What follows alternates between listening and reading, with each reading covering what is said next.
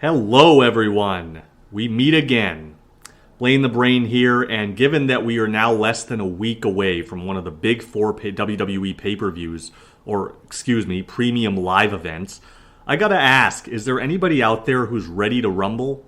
Are you feeling it this year? Well, I'll tell you what, I for one am ready to ramble.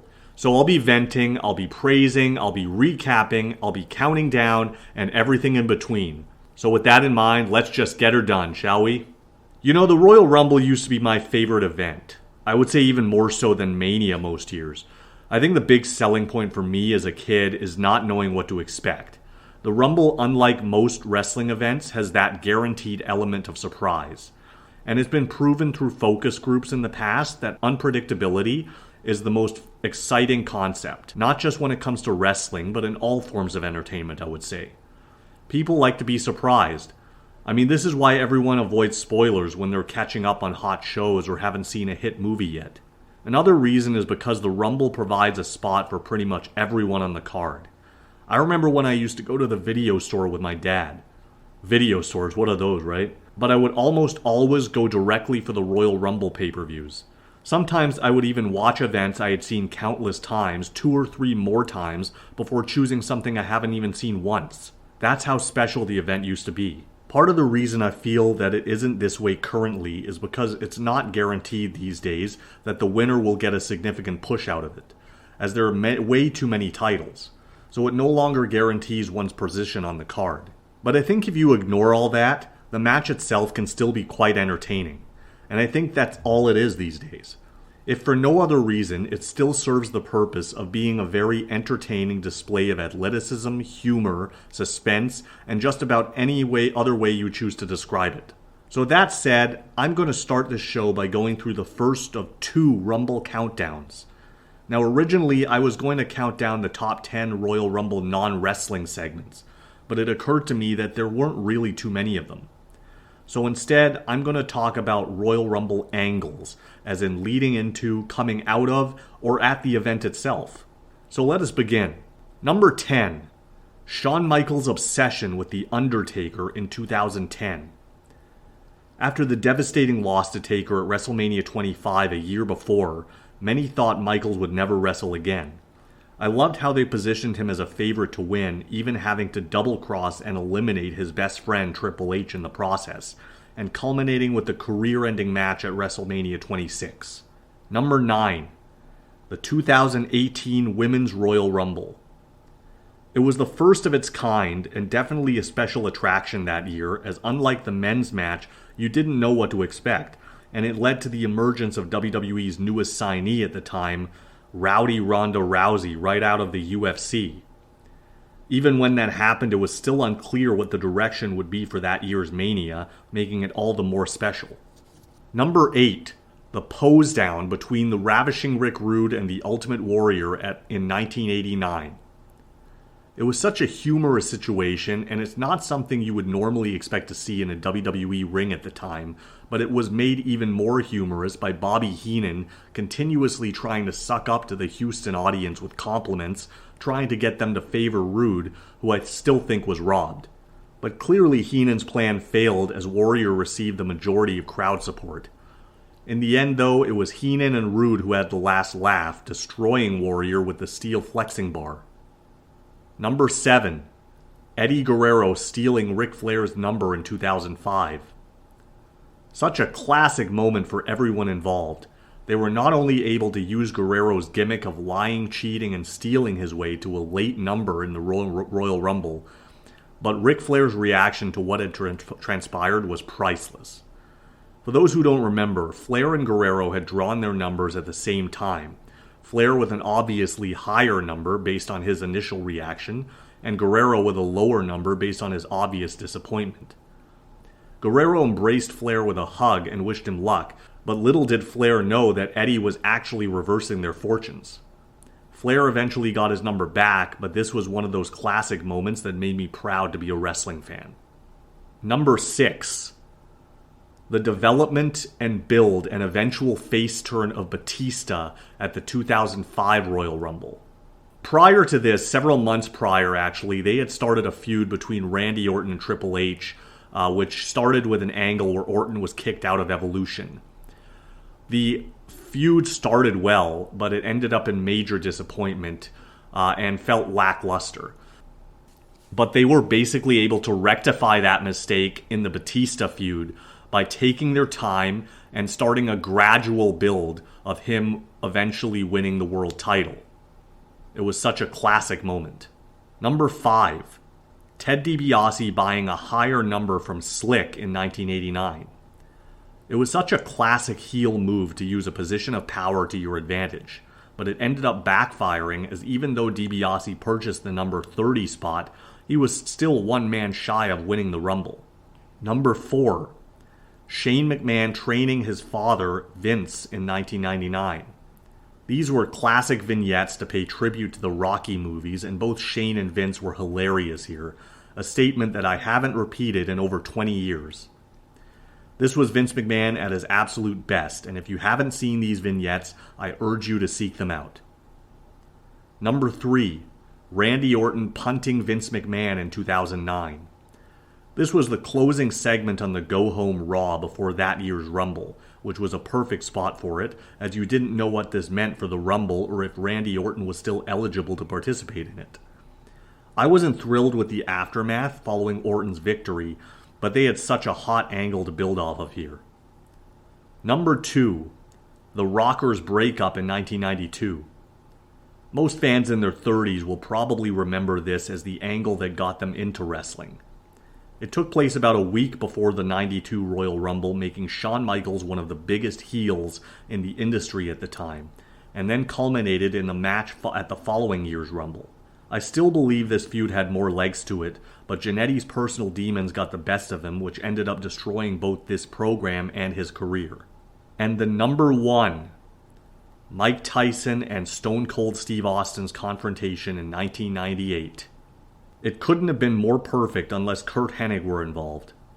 Austin was the hottest star in all of wrestling at the time, and Tyson was the most controversial boxer probably of all time, so it made perfect sense that they would eventually cross paths.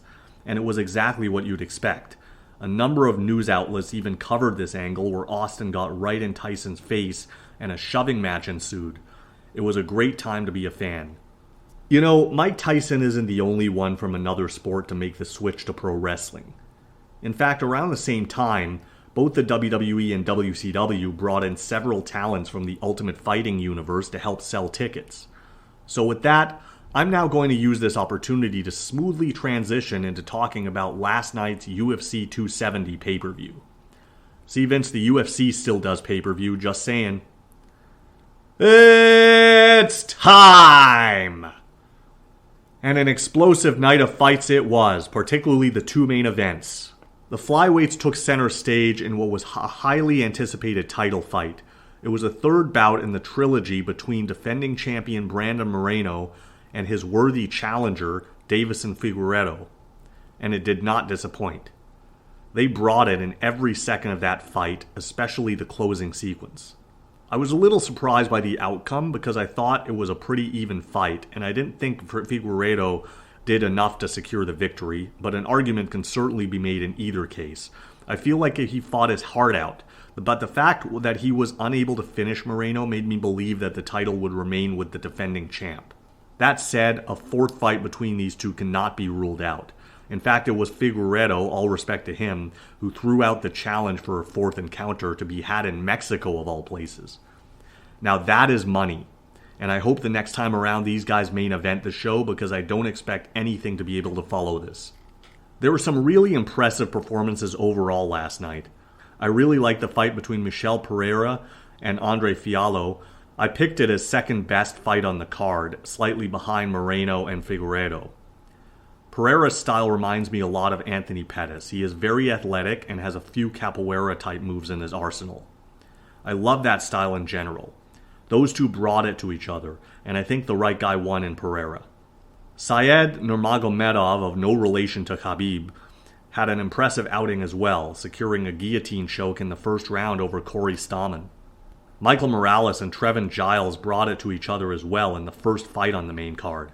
Giles, I thought, was winning the fight until that one stiff shot from Morales floored him, and Morales was quick enough to swarm his way into victory from there. The main event was the unification bout between interim champion Cyril Gane and the official heavyweight champion of the world, Francis Ngannou. It'll be hard to ever top his knockout of Alistair Overeem several years ago, but Ngannou again proved his dominance in this one. He almost got caught with a heel hook, but was able to worm his way around it and end up back in control. I was impressed with Gane's endurance, though, as well as his patience. I didn't feel that he ever really panicked in this fight, and he was the first guy to take Ngannou to a decision. Well, I shouldn't say that. He was the first guy to have a loss to decision to Ngannou. Ngannou has had some bad luck with decisions in years past, but was able to walk away with this one. And then he did mention after the fight about the possible transition into boxing. I'd love to see him somehow drop weight and knock out Jake Paul, but I'm sure his day will come eventually. That UFC is something else, isn't it? But that was last night. Let's focus on tonight. Let's talk about the Royal Rumble. I used to have a blog a few years ago where I would not only preview events, but preview them in detail.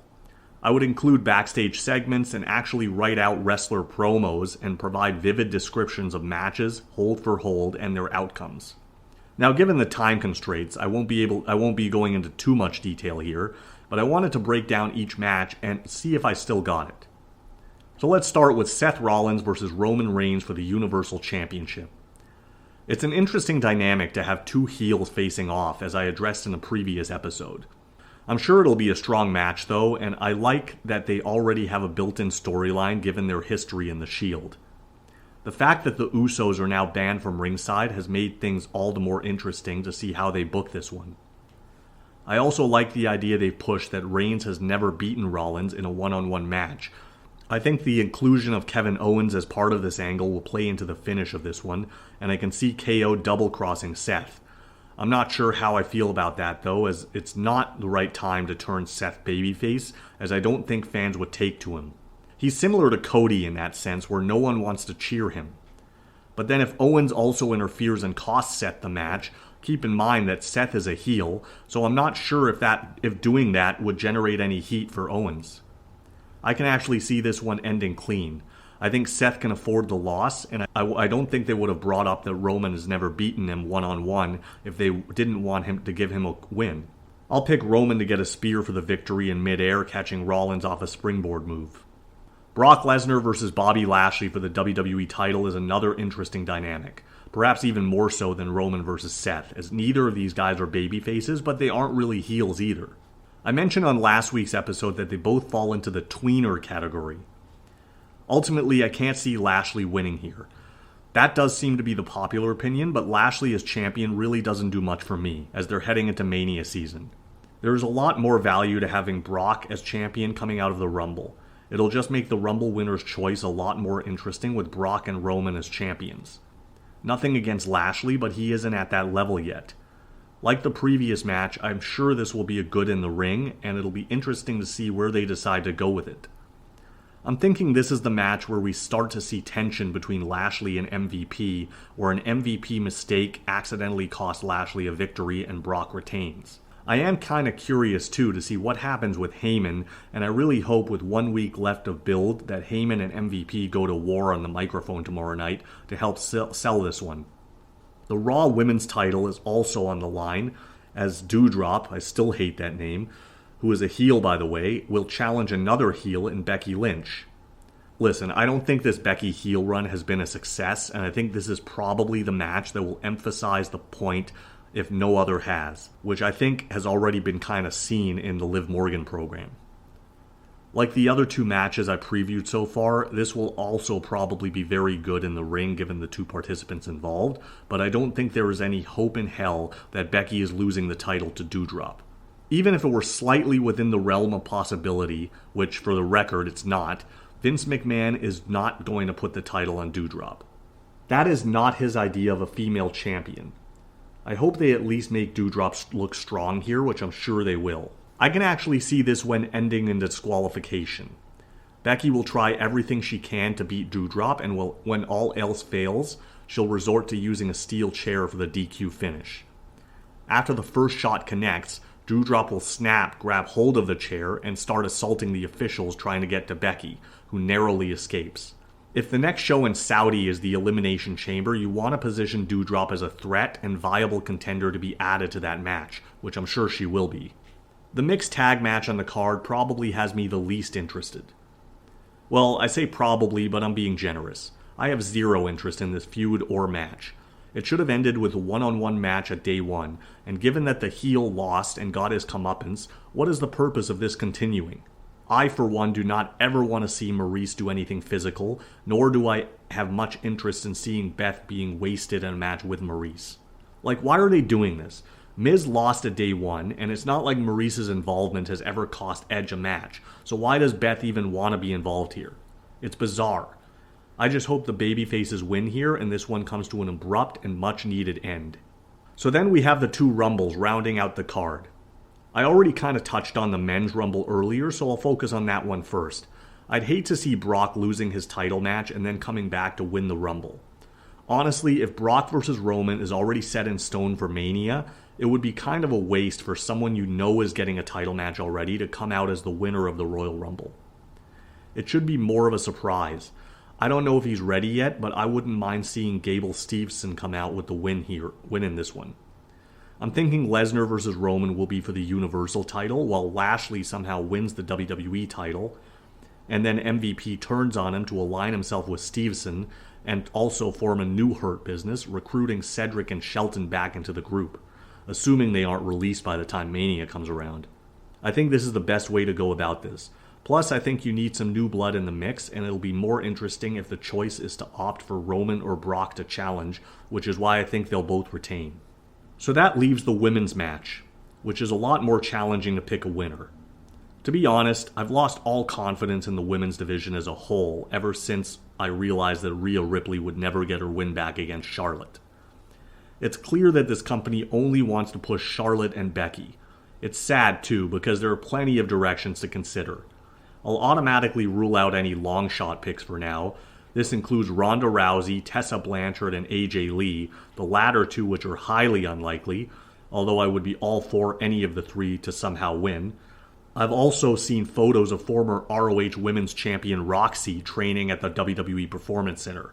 If she wins, that could be huge, but I don't know if the majority of the audience would even know who she is, and that is what WWE would probably also think, so I doubt it. Raquel Gonzalez may be another option. She had a rough 2021, but this could be the one match that reignites her career and gets her some momentum again. Bianca Belair is another one that could also use a renewed push, as could Rhea Ripley, who I mentioned earlier. I suppose having an early number and fighting through all odds, going the distance to win it all, could be a way for either of them to get back to the top. We also have to consider that about a year ago, Lacey Evans was involved in a program with Charlotte and her father, Ric Flair. They could easily choose to revisit that feud, assuming Lacey is fully recovered after her pregnancy. I can't say that I have much interest in that program though, nor did I have much interest in the original program either. I'm going to pick someone who pretty well carried the women's division following the departures of both Becky and Charlotte in 2020, and that is Bayley. I've seen photos of her in fighting shape, and I'm thinking she should be ready to return any day now, so Rumble is as good a time as any. And I think she'll be a strong babyface coming back, which is desperately needed for either heel champion right now. So I think Bayley wins and ends up as Becky's dance partner for Mania, a match that was supposed to actually happen last year, but Becky wasn't ready yet in time for Mania 37. And then obviously whoever eliminates Charlotte is going to be her opponent in Mania, which I'm thinking will either be Raquel Gonzalez or Bianca Belair. And I would be into either match, as both seem fresh. I think it's safe to say that the bar has already been set so high for these events in years past. As I said, it's the reputation and basic style of match combined that has made it my favorite WWE event of all time, so it's understandable if the fans hold the Rumble event to an even higher standard than most other WWE shows. I mean, it's part of our childhood. So now I'm going to switch the focus back and start talking about past Rumbles. Let's keep the ball rolling here and focus on the last in my series of countdowns. I'll be counting down the top 10 Royal Rumble surprises, because surprises in this match pretty well go hand in hand. Number 10. Ric Flair wins the WWF title in 1992. Though Flair winning the championship wasn't all that surprising, it was basically unheard of, as Gorilla Monsoon pointed out several times throughout the broadcast, for anyone to draw numbers 1 through 5 and still be there at the end. But not only did Flair end up in the Final Four, he actually ended up winning it all. And I'd have to say that Hulk Hogan was probably responsible for this, as many of you may be aware that the reason for the title being up for grabs is because Hogan refused a job to Flair directly, thus canceling whatever plans were in place for what would have probably been the greatest WWE match in history between the two of them at WrestleMania 8. You may consider that your useless factoid of the week. Number 9. Vince McMahon wins the Royal Rumble in 1999. I mean, let's face it, he was one of the favorites, considering that he doesn't usually participate, and this was considered a special attraction at the time, especially as it was Vince's in-ring debut. But definitely nobody expected him to eliminate Steve Austin, or especially not win the whole thing. Number 8. A tie in 1994. It was the first of its kind, and to this date, the only time two men ended up winning the Rumble match in Lex Luger and Bret Hart. There was almost a similar finish in 2005 between Cena and Batista, but that match was restarted. This was the first and only time that WWE officials accepted a tie as the finish in a Rumble match. I cannot even imagine the outrage if something like that happened today. Number 7.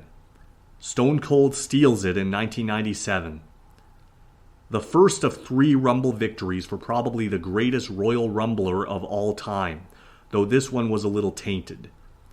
Stone Cold Steve Austin, who had already been eliminated by Bret Hart, was able to sneak right back in as the referees were busy trying to separate the brawl between Mankind and Terry Funk, allowing Austin to eliminate the final few participants, including Bret, to win it all. Number 6. Shawn Michaels wins at number 1. It was the first time it had ever been accomplished where someone went coast to coast to win the match.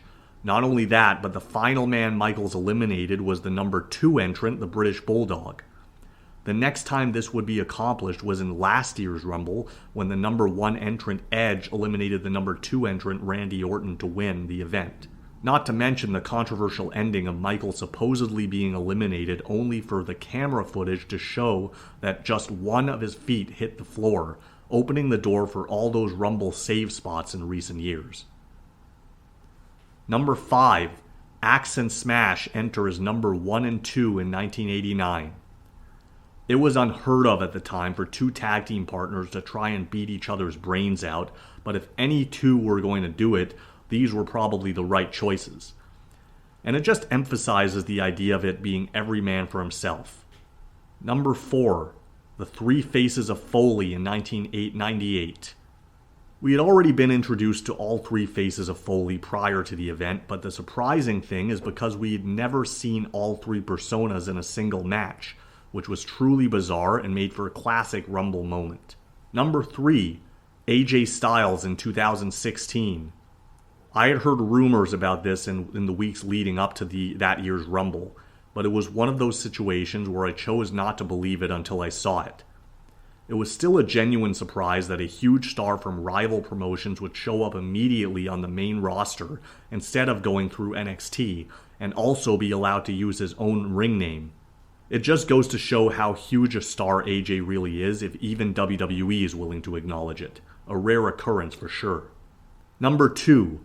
Haku enters the 2001 Royal Rumble. This was one of the most genuine surprises in Rumble history, not just because he was coming off a fresh run in WCW, but mostly because he had just won the WCW Hardcore title a week before at their pay-per-view. It was insane. And number 1. John Cena returns from injury to enter the 2008 Royal Rumble. Another huge surprise, and one that nobody expected. To WWE's credit, they were able to keep this cat in its bag until Cena's actual appearance, so I'm assuming he must have been cleared last minute, or at least at some point that weekend. His injury suffered the previous October was expected to keep him out of action for at least 8 months. We've had some crazy Rumble moments throughout the years. Will we get any more next week? We'll have to wait and see. Before I wrap, I want to let you know that I've received some new submissions for the personality profile segment. Again, as a reminder for those interested in participating, please PM me your responses to the questions on Facebook. This week's profile is on Shane McDonald. Favorite band or musician? He says the Beatles. A very popular choice there, Shane. I think you're one of 3 people that have submitted that choice thus far. Biggest thrill in life? Traveling alone. That truly makes me envious, man. I wish that I had done more traveling in my youth, especially solo. Person you would most like to meet? Jim Morrison. Favorite sport besides wrestling? Soccer. Specifically Manchester United. Great team there. I hope you're looking forward to the World Cup coming up in November this year. Favorite athlete? Either HBK or Eric Cantona. How apropos to pick HBK on a night that I'm previewing the Royal Rumble. Favorite TV show? The Sopranos. Interestingly, I'm actually working my way through the series as we speak, and I'm on the last season. Hobbies? Beer, music, and movies. Favorite fast food? Pizza. We'll eventually trade our favorite toppings one day, Shane. Favorite video game? Final Fantasy VII. Great game. Great game. I'm not really myself into RPGs, but that is a fantastic game. And Red Dead Redemption 2, he says. Favorite cartoon character? Homer Simpson, and I'm glad, Shane, that you specified between 90 and 99, because in my opinion, those are the only years of The Simpsons worth watching. Favorite actor? Robert De Niro. Great choice there. Favorite actress? Sharon Stone. You must have really liked the movie Casino. Favorite food? Anything Italian, he says. Secret talent? He says it wouldn't be a secret if he disclosed. Touché, my friend, touché. Favorite movie? He says Lord of the Rings and Back to the Future. 2 really good choices. I actually make it a point to go through both trilogies every year at least once. And I hope you're looking forward to the Lord of the Rings series coming up this year on Prime. So that concludes another week. I'll be back next week to recap the Royal Rumble event. We'll see you then, but for now, it's ABC.